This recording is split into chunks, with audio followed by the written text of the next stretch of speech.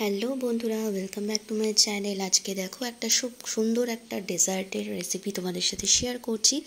তার জন্যই দেখো প্রথমে নিয়ে নিয়েছি হচ্ছে 1 বাটি বাতাসা। এই রেসিপিটা কিন্তু বাতাসা দিয়ে করলে এটার টেস্টটা খুবই ভালো আসে, তাই জন্য আমি এখানে বাতাসাই ব্যবহার করেছি। যে পরিমাণে বাতাসা আমি নিয়েছি তার সেই পরিমাণে মানে 1 বাটি মতো আমি এটাকে জল দিয়ে কিছুক্ষণ ভিজিয়ে রাখবো। আর এই রেসিপিটা যেটা তোমাদের সাথে শেয়ার করছি, সেই রেসিপিটা কিন্তু যে কোনো রকমের পুজো পার্বণে কিন্তু তোমরা এটাকে বানিয়ে ঠাকুরকে ভোগ হিসাবে নিবেদন করতে পারো। তাই জন্য জন্মাষ্টমী তো চলে গেছে, কিন্তু আরও তো পুজো আসছে, তো সেই কারণেই কিন্তু আমি এই রেসিপিটা তোমাদের সাথে শেয়ার করলাম। আর এটা এমন একটা রেসিপি যে খুব পরিচিত, আবার তার মধ্যে একটু ভিন্ন রকমভাবে বানানো। তাই দেখো আমি এখানে বাতাসা নেওয়ার পরে পরিমাণ মতো জল দিয়ে, যেরকম বলেছিলাম 1 বাটি জল দিয়ে আমি এটাকে কিছুক্ষণ ভিজিয়ে রাখবো। আর যেহেতু আমার হাতে সময় কম ছিল, তাই জন্য আমি বাতাসাটাকে ভেজাবার সাথে সাথে কিছুটা হাত দিয়ে প্রেস করে এরকমভাবে ভেঙে দিচ্ছিলাম, যাতে এটা তাড়াতাড়ি ভালো করে ডিজলভ হয়ে যায়, মানে মেল্ট হতে পারে বাতাসাগুলো। তো তোমরা এই কাজটা তোমাদের হাতে যদি সময় থাকে কিছুক্ষণ ভিজিয়ে রাখলে দেখবে অটোমেটিক্যালি বাতাসাটা গলে যাবে, তোমাদেরকে আর হাত দিয়ে প্রেস করতে হবে না। তারপর চলে যাব আমি নেক্সট স্টেপে। তারপরে দেখো এখানে নিয়ে নিয়েছি আমি 1 বাটির থেকে কিছুটা মানে কম পরিমাণে মতো, মোটামুটি 100 গ্রাম মতো আমি এখানে সুজি নিয়ে নিয়েছি, যেটাকে আমি সেই বাতাসা জলের মধ্যে দিয়ে কিছুক্ষণ এটাকে রেখে দেব। মিক্স করে নেব বাতাসা জলে দেওয়ার পরে। তারপর মোটামুটি আধ ঘন্টা থেকে 1 ঘন্টা মতো আমি এটাকে ভিজিয়ে রাখবো, যাতে সুজিটা অনেকটাই জলটা অ্যাবজর্ব করে নেবে। তারপর দেখো এই জিনিসটা, এটা হচ্ছে ম্যাঙ্গো পাল্প। এটা আমি আমটার যেরকমভাবে ছাড়ানো হয় সেরকমভাবে ছাড়িয়ে এটাকে ভালো করে মিক্সিতে পেস্ট করে নিয়ে একটা স্মুথ পেস্ট রেডি করে নিয়েছি, যাতে আমাদের ম্যাঙ্গো পাল্পের মধ্যে কোনো রকমের দানা ভাব না থাকে। তারপর দিয়ে দেবো হচ্ছে এখানে আটা। এই রেসিপিটা আমি আজকে আটা দিয়ে দেখাচ্ছি, তোমরা চাইলে কিন্তু ময়দার ব্যবহার করতে পারো, কিন্তু আটা দিয়ে করলে এই রেসিপিটা খুবই নরম হয়, খুব সফট হয়। তো সেই কারণে আমি এটাকে আটা দিয়ে করেছি। এবং দেখো এটা একটা স্মুথ ব্যাটার রেডি করে নিয়েছি আটা দিয়ে। এটাকে ভালো করে, এটার মধ্যে কোনো রকমের কিন্তু লাম্পস নেই। এবারে দিয়ে দিয়েছি কড়াইতে পরিমাণ মতো রিফাইন্ড অয়েল। রিফাইন্ড অয়েলটা যখন খুব ভালোভাবে গরম হয়ে যাচ্ছে, তখন আমি এটাকে রেডি করে নিলাম বাটিটাকে, যেটার মধ্যে আমি ভেজে রাখবো। এই বাটিটা তো তোমরা দেখেইছো, এটা যেটাকে আমি হাতে পেন্ট করেছিলাম, তার উপর আমি একটা শালপাতা দিয়ে দিলাম যাতে আমি রাখতে সুবিধা হয়। তারপর তেলটা দেখো গরম হয়ে গেছে, তো আমি এরকম একটা করে 1 হাতা করে ব্যাটার নিয়ে আমি তেলের মধ্যে দিয়ে দিচ্ছি। তোমরা হয়তো এটা দেখে অনেকেই বুঝতে পারছো আমি এটা কি রান্না করছি। হ্যাঁ, এটা হচ্ছে আমাদের আমের মালপোয়া, যেটা আমি ঠাকুরের ভোগের জন্য করছি।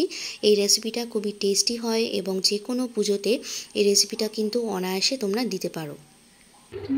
না বলবো না, আগে পুরোটা দেখো ভাজাটা, যখন খাবো তখন বলবো।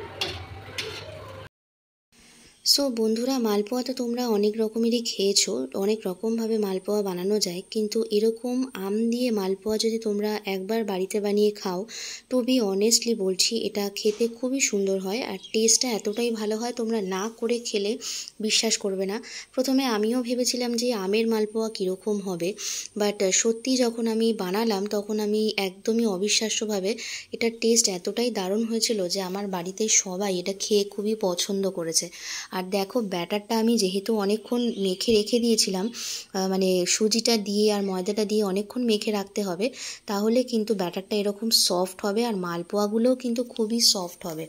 আর এই যে দেখতে পাচ্ছ কতটা সুন্দর করে ফুলেছে, এই ফোলার জিনিসটাও কিন্তু যতটা ভালো করে তোমরা মাখতে পারবে, মানে ব্যাটারটা রেডি করতে পারবে, ততটাই কিন্তু ভালোভাবে তোমাদের মালপোয়াগুলো তৈরি হয়ে যাবে। আর একদম মাথায় রাখতে হবে যে গ্যাসের ফ্লেমটাকে কিন্তু লো টু মিডিয়াম ফ্লেমে রাখতে হবে, তা না হলে কিন্তু এটা নিচ থেকে লেগে যাবে। আর যেহেতু এটা একটা মিষ্টি ভাব থাকে, তো মালপোয়াটা দেওয়ার পরে যদি তুমি গ্যাসের ফ্লেমটা তোমরা কমিয়ে না রাখো, তখন দেখবে তলাটা লেগে যাবে কিন্তু ভেতরটা কাঁচা থেকে যাবে। তাই জন্য গ্যাসের ফ্লেমটাকে লো টু মিডিয়াম ফ্লেমে রেখে আস্তে আস্তে এটাকে ভালো করে ভাজতে হবে। একটা তেলে দেওয়ার পর কিছুটা ভাজার হওয়ার জন্য আমি এটাকে আর একটু সাইডে রেখেছিলাম, যাতে এর থেকে তেলটা পুরোপুরি বেরিয়ে যায় আর ভাজাটাও হয়ে যায়, গরমে গরমে তাপে এটা ভাজা হয়ে যাবে। আর এরকমভাবে আমি একটা একটা করে দিয়ে কিন্তু পুরো মালপোয়াগুলোকে রেডি করে নিয়েছিলাম। আর আমার এই যে কড়াইটাতে তোমরা দেখছো পিতলের কড়াই, এই পিতলের কড়াইতে রান্না করতে আমার এত ভালো লাগছিল যে তোমাদেরকে কি বলবো, একটা বেশ পুজো পুজো ফিলিংস আসছিল। তো সেই জন্য তোমাদের সাথে এটা শেয়ার করলাম। তোমাদের কেমন লাগলো অবশ্যই কিন্তু আমাকে কমেন্ট করে জানাতে ভুলো না। যদি ভালো লাগে তাহলে কিন্তু একটা লাইক করে দিও।